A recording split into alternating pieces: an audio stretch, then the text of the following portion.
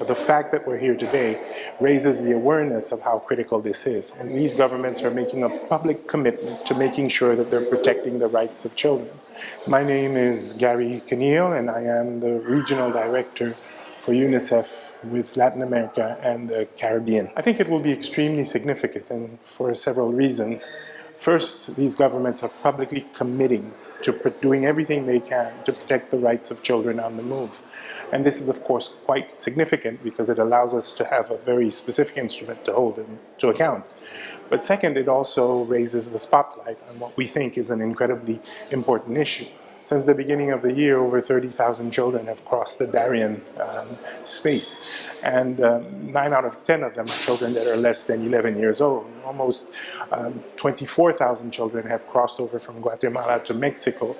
And 70% or more are children less than 11 years old. So the fact that we're here today raises the awareness of how critical this is. And third, and not least, because this is an issue that's trans-border, and because of the specific circumstances of migration in our region, where some countries are countries of transit, then quickly become countries of residence, or countries of departure in this big mix. This really requires all these governments, all the stakeholders, all the partners to come together to think of a more comprehensive approach to address the problem.